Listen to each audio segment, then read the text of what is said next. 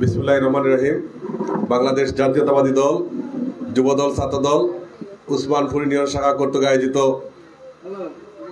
আপনার আমার সকলের প্রিয় দীর্ঘদিনের রাজনৈতিক সহযোদ্ধা, যুক্তরাজ্য শেফিল্ড শাখার বিএনপির সাবেক যুগ্ম সাধারণ সম্পাদক, উসমানীনগর উপছাত্র ছাত্রদলের সাবেক যুগ্ম আহ্বায়ক, সাবেক অর্থ সম্পাদক, সাবেক ছাত্রনেতা আব্দুল মালিকের আজকের এই বিদায়ী সম্বর্ধনা যুক্তরাজ্যে কিছুদিনের জন্য দেশে এসেছিলেন। দেশে আসার পরে সংক্ষিপ্ত সভা শেষে আজকে তাকে বিদায়ী সম্বর্ধনা দেওয়া হচ্ছে উসমানপুর ইউনিয়ন বিএনপির পক্ষ থেকে। আজকের এই আয়োজিত সভার সম্মানিত সভাপতি এবং আজকের সভার প্রধান উপস্থিত রয়েছেন আপনাদের এই অঞ্চলের কৃতি সন্তান। আমরা 1994-95 সালে যখন ছাত্রদলের রাজনীতি শুরু করি, এই অঞ্চল তখন আওয়ামী লীগ অধ্যুষিত এলাকা ছিল। সেই এলাকায় যখন মানুষ বিএনপির নাম নিত না, আমরা মালিকের মতন আজকে এখানে অনেক নেতৃত্ব রয়েছেন যারা 96, 97, 90 সাল থেকে বিএনপির রাজনীতিতে জড়িত রয়েছেন। তারা অবশ্যই দেখেছেন এবং জানেন তৎকালীন সময় এই বালাগঞ্জ উপজেলা অর্থাৎ উসমানীনগর বালাগঞ্জ বৃহত্তর বালাগঞ্জে বিএনপিকে প্রতিষ্ঠিত করতে আপনাদের এই অঞ্চলের প্রিয় নেতা, যাকে এই সরকার দীর্ঘ 12 বছর যাবৎ গুম করে রেখেছে, সেই প্রিয় নেতা ইলিয়াস আলী, সেই ইলিয়াস আলীর প্রধান সেনাপতি হিসাবে, প্রধান বুদ্ধিজীবী হিসাবে, প্রধান পরামর্শক হিসাবে যিনি কাজ করে এই অঞ্চলে বিএনপিকে সুপ্রতিষ্ঠিত করেছেন এবং যাকে এই বালাগঞ্জ এবং বৃহত্তর বালাগঞ্জ উসমানীনগরের সর্বোচ্চ অঞ্চলে বিএনপিকে প্রতিষ্ঠিত করার জন্য যিনি কাজ করে গিয়েছেন, সেই আজকের সভার প্রধান অতিথি জনাব মঈনুল চৌধুরী সাহেব, উসমানীনগর উপজেলার প্রথম উপজেলার চেয়ারম্যান। এবং আজকের সভায় অতিথি উপস্থিত রয়েছেন আমাদের উসমানীনগর উপজেলা বিএনপি সংগ্রামী সাধারণ সম্পাদক জনাব আব্দুল্লাহ মিসবাই এবং আমাদের আরেক পুরাতন আমাদের বড় ভাই 94-96 সালে রাজনীতি করতে গিয়ে যাদেরকে আমরা মাঠে পেয়ে যাদের সাহস পেতাম, সেই আমাদের দয়াবীরের কৃতি সন্তান উসমানীনগর উপজেলা বিএনপি সংগ্রামী সহসভাপতি জনাব আব্দুল ভাই। এবং উপস্থিত রয়েছেন এখানে আমাদের ত্যাগী অনেক নেতৃবৃন্দ রয়েছেন, যেমন আমাদের রায়হান আহমদ, রকিব আলী এবং আবুল কালাম, আকিক মামা, রেদওয়ান, যারা রেজন আহমদ, যারা আমরা 96, 97, 98 সালে মাঠে আমরা যখন মৈলক চৌধুরীর নেতৃত্বে রাজনীতি করেছি, তখন আমাদের সাথে জুনিয়র হিসাবে এই যে কয়েকজন নাম বললাম আরো অনেক রয়েছে। এবং তার সাথে রয়েছিলেন আমাদের আজকের সম্বর্ধিত ব্যক্তি আব্দুল মালিক এবং আমাদের আরেক সহকর্মী আপনাদের উসমানীনগরের কৃতি সন্তান উসমানীনগর উপজেলা সভাপতি জনাব ইব্রাহিম আলী, যিনি 96, 97 সালে কলেজ থেকে আমাদের সাথে এসে রাজপথে উমরপুর থেকে এসে রাজনীতি করেছেন, সেই ইব্রাহিম আলী। এবং পরবর্তীতে এই দলকে প্রতিষ্ঠিত করার জন্য, ছাত্রদলকে শক্তিশালী করার জন্য আজকের যুক্তরাজ্য প্রবাসী মাহমুদ ভাই সহ অসংখ্য নেতাকর্মীরা এখানে উপস্থিত রয়েছেন। আজকের এই আয়োজিত সভার সকল নেতৃবৃন্দকে, বিশেষ করে আজকের এই আমাদের দুর্দিনের সাথী আব্দুল মালিককে যারা সম্বর্ধনা দিচ্ছেন, তাদেরকে আমি আমার ব্যক্তিগত পক্ষ থেকে, বালাগঞ্জ উপজেলা বিএনপির পক্ষ থেকে, সিলেট জেলা বিএনপির পক্ষ থেকে অসংখ্য ধন্যবাদ এবং কৃতজ্ঞতা জানাই যে আমাদের একজন পুরাতন সহযোদ্ধাকে আপনারা স্মরণ করেছেন। আব্দুল মালিক 1996, 97, 98 এই অঞ্চল আমাদের এই এলাকা ছিল আওয়ামী লীগ অধ্যুষিত এলাকা। আমরা যখন ফার্স্ট 7 জন রাজনীতি করতাম, তো এই অঞ্চলে এই আমাদের বৃহত্তর এই যে কয়েকটি গ্রামে এই 5-7 জনের সাথে একজন ছিল আব্দুল মালিক। এই বাড়িতে আমরা অনেক সময় দাওয়া খেয়ে, অনেক সময় মিছিল নিয়ে, অনেক সময় মানুষ সংগ্রহ করার জন্য এই বাড়িতে এসে আমরা আশ্রয় নিতাম। এই দলকে প্রতিষ্ঠিত করার জন্য অনেক অবদান রয়েছে আব্দুল মালিকের। এই 15 বছর ইনি কেন ছিলেন? কারণ এখানে বক্তারা বলে গিয়েছিলেন 2009 সালে আব্দুল মালিক যদি দেশে থাকতেন, আওয়ামী লীগ ক্ষমতায় আসার পরে, তখন কিন্তু উপজেলা দলের সভাপতি হতেন। কিন্তু 2009 সালে আমি যখন প্রথম মামলা খেয়েছিলাম, আমার মনে হয় দ্বিতীয় মামলায় আব্দুল মালিক খেয়েছিল। এভাবে 5-4টি মামলা হওয়ার পরে সে এ দেশ থেকে জীবন তাগিদের জন্য এবং প্রাণ রক্ষার জন্য এই দেশ থেকে চলে গিয়েছিলেন। কারণ দেশে থাকলে ওনার হয়তো অনেক ক্ষতি হতো, এই জন্য বিদেশ চলে গিয়েছিলেন। এই 15 বছর বয়ে আসেন নাই, আসলে হয়তো মামলা মোকদ্দমা দিয়ে আওয়ামী লীগ জেলে ঢুকিয়ে দিত।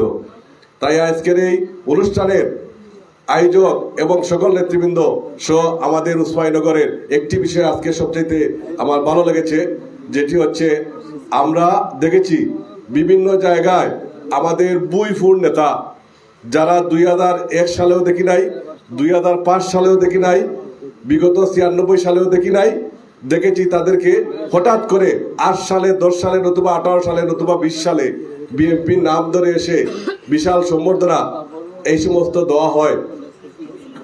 আমি আমার দলের নেতাকর্মী সকলের কাছে আহ্বান জানাবো, আমরা এভাবে যদি দলের পুরাতন যারা দলের দেশে আগে কাজ করে গিয়েছেন বা বিদেশে দলের জন্য কাজ করেছেন, এই সমস্ত নেতাদেরকে সম্বর্ধনা দিলে মন শান্তি পায়, আত্মা শান্তি পায় এবং দলে একজন মানুষ তার ঋণ শোধ করার মতো একটি সুযোগ থাকে।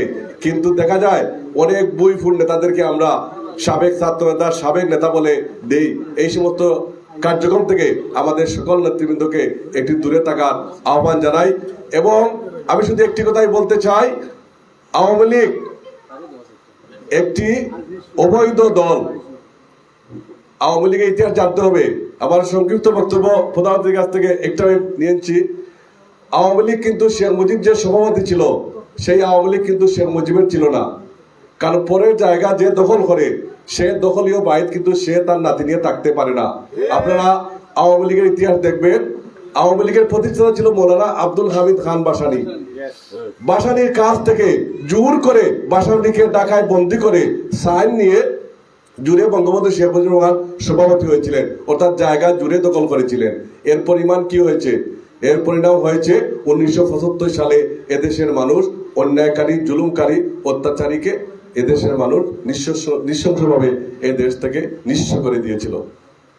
তারপরে 21 বছর পরে বাংলাদেশের মানুষকে ধোঁকা দিয়ে এই অবৈধ দল আবার মানুষকে ধোঁকা দিয়ে 2009 সালে ক্ষমতায় এসেছিল। আসার পরে এই 24 বছরে মানুষকে নির্যাতন, গুম, জুলুম, দেশের টাকা লুটপাট, এই সমস্ত অবৈধ কাজকর্মের কারণে সেই যে অভিশপ্ত দল আওয়ামী লীগ, দেখেন 5ই আগস্ট আজ থেকে 1 বছর আগে এই দলকে বাংলাদেশ থেকে বিতাড়িত করা হয়েছে। কারণ কারো জায়গা দখল করে আপনি স্থায়ীভাবে থাকতে পারবেন না। ঠিক তেমনি ভাবে আওয়ামী লীগ বা অবৈধভাবে এই দলকে এনে জোর করে এই সংগঠন করে আজকে এই দলে তারা শান্তিতে থাকতে পারে নাই। কারণ কারো জায়গা জোর করে দখল করে নিয়ে আপনি থাকতে পারেন নাই। আওয়ামী লীগের জন্ম হয়েছে 1948 সালে, কত পুরাতন, আর বিএনপির জন্ম হয়েছে 1978 সালে। 78 সালের পরে বিএনপি 3 বার ক্ষমতায় গিয়েছে মানুষের ভোটে, জনগণের ভোটে। কারণ বিএনপি মানুষকে ভালোবাসে, বিএনপি মানুষের উন্নয়ন চায়, দেশের উন্নয়ন চায়। কিন্তু আওয়ামী লীগ দেখেন আপনারা বিগত 15 বছর আপনারা কেউ ভোট দিতে পারেন নাই। অবৈধভাবে জোর করে বিনা ভোটে এমপি, মন্ত্রী পরিষদ, ইউনিয়ন পরিষদ চেয়ারম্যান সহ জুড়ে নির্বাচিত হয়েছে। তারা ভোটে কখনো এদেশের মানুষ তাদেরকে চায় নাই। এবং আরেকটি কথা বলতে চাই, আমাদের এই জনপ্রিয় দলকে বাংলার 3বার ক্ষমতায় গিয়েছে। বাংলাদেশে এমন কোনো বাড়ি নেই যে বাড়িতে বিএনপির কর্মী নেই, বিএনপিকে ভালোবাসে না। কিন্তু বারোবাতার একটি দল, যে দল এই দেশে রাজাকার হিসাবে পরিচিত, সেই দল কখনো বিএনপির সাথে, কখনো আওয়ামী লীগের সাথে, কখনো বিভিন্ন জোটের সাথে, এবং তারা বিভিন্ন সময় বিভিন্ন কথা বলে। সর্বশেষ একটি কথা বলতে চাই, তারা হচ্ছে বিএনপির সাথে বেইমানি এবং মুনাফিকও করছে। কিভাবে? 2009 সালের পরে জামাতকে বাংলাদেশে আওয়ামী লীগ নিষিদ্ধ ঘোষণা করেছে, কিন্তু বাংলাদেশ জাতীয়তাবাদী দল বেগম খালেদা জিয়ার নেতৃত্বে তাদেরকে বগলের চিপায় রেখে জামাত নাম দিয়ে, শেল্টার দিয়ে বিএনপি দলকে টিকিয়ে রেখেছে। সেই দল এই 5 তারিখের পরে বিএনপির সাথে বিশ্বাসঘাতক মির্জাফরি করছে। সর্বপ্রথম মির্জাফরি করেছে জামাতের সভাপতি। আপনারা দেখেছেন 15 বছর জামাতের অসংখ্য নেতাকর্মীদেরকে খুন করেছে শেখ হাসিনার সরকার। কিন্তু শফিকুর রহমান দলের সাথে বেইমানি করে, যাদেরকে হত্যা করা হয়েছে তাদের পরিবারের সাথে বেইমানি করে, তাদের আত্মার সাথে বেইমানি করে শফিকুর রহমান বলেছেন আমরা আওয়ামী লীগকে মাফ করে দিলাম। প্রথমে দলের সাথে বেইমানি করেছে। যে তার দলের সাথে বেইমানি করতে পারে সে আমাদের জোটের সাথে থেকে তো বেইমানি 100 বারই করবে। তাই এই সমস্ত বারোবাতারি কাজ থেকে সবাইকে দূরে থাকার আহ্বান জানাই। এবং আরেকটি প্রপাগান্ডা হচ্ছে, তারা বর্তমানে জামাতে আওয়ামী লীগের সুবিধাবাদীকে নিয়ে যাচ্ছে এবং শর্ত হচ্ছে যে জামাতে যোগদান করবে তার 20টা আইডি থাকতে হবে, ফেসবুকে তার 20টা আইডি থাকতে হবে, একজনের 20টা আইডি, এই 17 তারা যোগদান করাচ্ছে।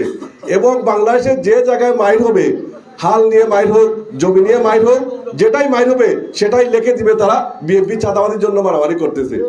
এই সমস্ত বেইমানি দান্দামি বর্তমানে জামাত চালিয়ে যাচ্ছে। এই থেকে সজাগ থাকার আহ্বান জানিয়ে আমি প্রধান অতিথির কাছে বক্তব্যটি দীর্ঘায়িত হয়েছে, ক্ষমা চেয়ে এবং সকলকে আবারও অসংখ্য ধন্যবাদ জানিয়ে আজকের অনুষ্ঠানকে সফল করার জন্য এবং সকলের প্রতি কৃতজ্ঞতা ধন্যবাদ জানিয়ে আমি আমার বক্তব্য শেষ করছি। এম ইলিয়াস আলী জিন্দাবাদ, বেগম তাসরিয়া রশিদুল লুনা জিন্দাবাদ, শহীদ রাষ্ট্রপতি জিয়াউর রহমান অমর হোক, তারেক রহমান জিন্দাবাদ। আসসালামু আলাইকুম।